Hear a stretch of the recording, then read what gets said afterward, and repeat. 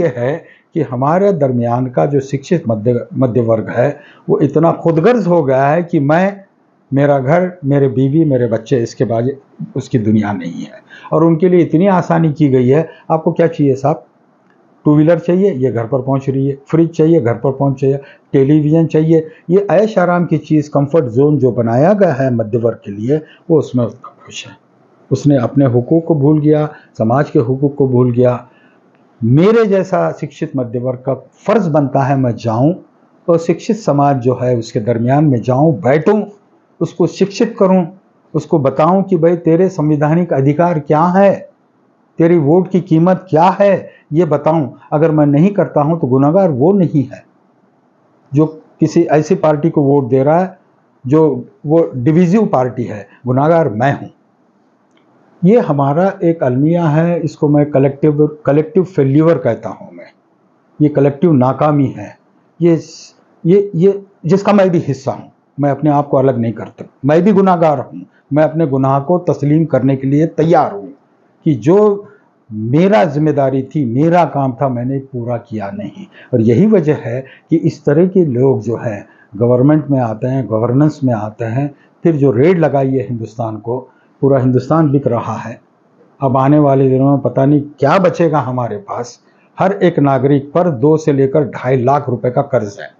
अब मुझे एक बात बताइए, जो बंदा जो है एक 50 रुपए रोज कमा रहा है और उससे कहेंगे कि भाई तू 50 रुपए कमा रहा है मगर तू 2.5 लाख का कर्जदार है, तो इसकी क्या हैसियत होगी? तो ये लेवल पर मुल्क को लाकर रखा गया है और इसका इल्म शिक्षित मध्य वर्ग को है, वो जानता है। बावजूद उसके अगर वो खामोश है तो वो मुल्क का गुनाहगार है। आप वही बात बता रहे जो कुछ साल पहले डॉक्टर बाबा साहेब अम्बेडकर जो संविधान शिल्पकार भारत के हैं, उन्होंने यही बताया था कि भारत देश में अगर सबसे ज़्यादा किसी से धोखा होगा तो पढ़े लिखे शिक्षित लोगों से धोखा होगा। आज आप वही बात दोहरा रहे हैं। तो पढ़े लिखे लोग खुद होके बढ़ चढ़ के आगे के समाज को सुधारने का काम, भारत देश में संविधान में जो लिखा है उसका हुक अधिकार ये जनता तक पहुंचाने का काम शिक्षित लोगों का नहीं है क्या? बिल्कुल है।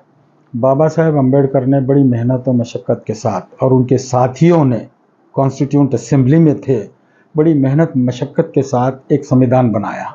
और उनकी तवक्को ये थी, भाई इंसान है ना, आज है कल नहीं है। हमारे जाने के बाद जिनको ये संविधान हम सौंप रहे हैं उसका ये तसलसल जारी सारी रखेंगे और उसको आगे बढ़ाएंगे। देखिए होता ये है कि एक हदीस का मफहूम मैं बता दूं आपको। ये कहा गया है कि आज जो है आपका वो बीते हुए कल से बेहतर होना चाहिए, हाँ, और आने वाला कल आज से बेहतर होना चाहिए।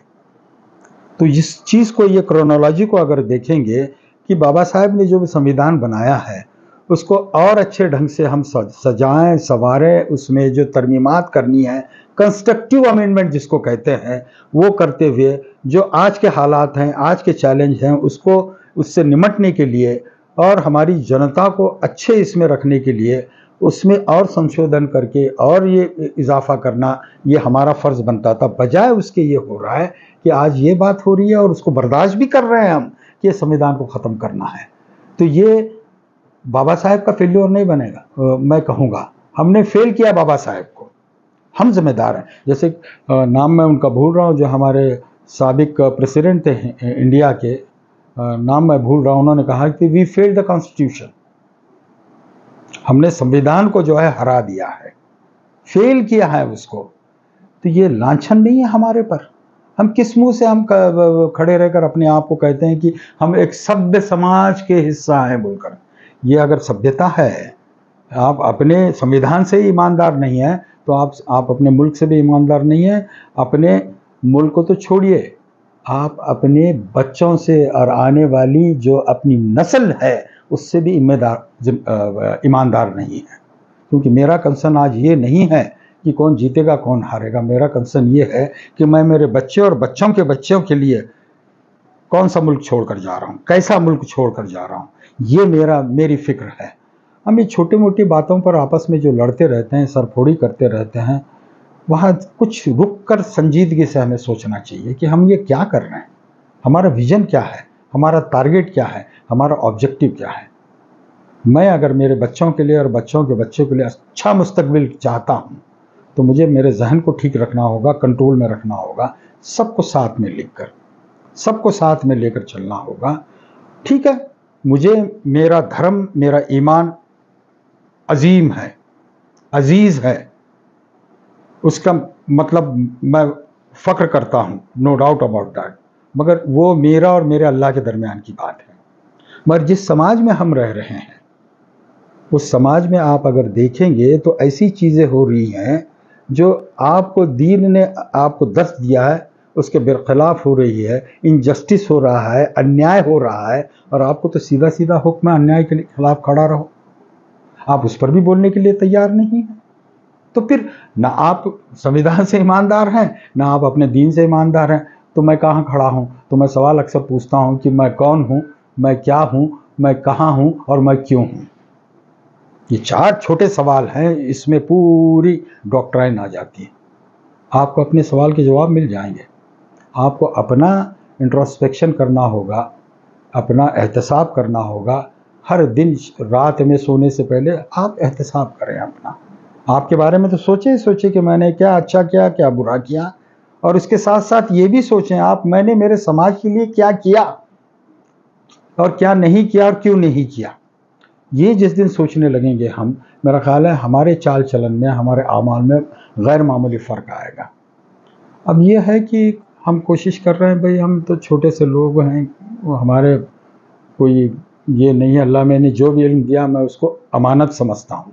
अल्लाह ने अमानत दी है, और जो अमानत आपको दी है वो बांटने के लिए है। जैसे कि एक ज़कात का बहुत अच्छा कंसेप्ट है ना हमारे पास में, कि अल्लाह मियाँ ने आपको माल दिया है, मगर अल्लाह मियाँ ने कहा वो माल में से कुछ हिस्सा जो है मुस्तहिकीन को देना है। तो माल का मतलब सिर्फ पैसा नहीं है, माल का मतलब इल्म भी है। आपको जो इल्म दिया है वो भी अमानत है, वो भी बांटना है आप। और जिसमें अगर आप फेल होते हैं तो पता नहीं दुनिया के गुनाहगार रहेंगे कि नहीं रहेंगे, अल्लाह के गुनाहगार तो जरूर रहेंगे। 2024 के इलेक्शन, लोकसभा इलेक्शन के ताल्लुक से आप शोलापुर की जनता को क्या आह्वान करना चाहेंगे? चलिए, ये एक ऐसा टेढ़ा सवाल आपने पूछा है, उसका फौरी जवाब मेरे पास नहीं है, मगर एक चीज साफ है साहब, मैंने कहा जवाब मतलब ऐसा है कि वोटर को यही मालूम नहीं कि उसकी ताकत क्या है। आप ज्येष्ठ हैं, आपको ज्यादा तजुर्बा है, तो वोट डालते समय किन बातों का ध्यान रखना चाहिए? जैसे कि आप बताते समय इससे पहले बताए कड़क कड़क नोटों की बात की, और निवडणूक आयोग ने भी ऐसा जाहिर किया कि आदर्श आचार संहिता, कुछ आचार संहिता का भंग ना हो। फिर अपना अधिकार अपन, जबकि कोई राजकीय पुढारी अपने को अगर ऑटो रिक्शा या कोई लाना ले जाना भी करता होगा तो उसको ना लेते हुए खुद के मेहनत मतलब खुद जाके वोट डालने की कोशिश करे। ऐसा कोई आपको एक संदेश या आह्वान करना चाहते हैं? बिल्कुल इसमें कोई शक नहीं है कि आजकल राजनीति इतनी गंदी हो चुकी है और इसमें कोई दूध का धुला नहीं है साहब, साफ बात बता रहा हूं मैं। मगर जो वोट का अधिकार हमको मिला है, मेरा अधिकार आपका अधिकार सेम है। मेरा अधिकार एक झोपड़ी में रहने वाला एक वर्कर है, समझ लिए मजदूर है, उसका भी सेम है। मेरे वोट का कीमत और उसके वोट की कीमत सेम है। वो इतनी गैर मामूली है कि आप वो वोट बेच नहीं सकते। वोट बेचने का मतलब ये है कि आपने अपने औलादों को बेच दिया, आने वाली नस्लों को बेच दिया। एक तो संदेश ये है। दूसरा ये है कि वोट का अधिकार रहने के बावजूद भी आपने वोट नहीं दिया, घर में बैठे, तो आप मुल्क के भी गुनाहगार हैं और अपने खुद के भी गुनाहगार हैं।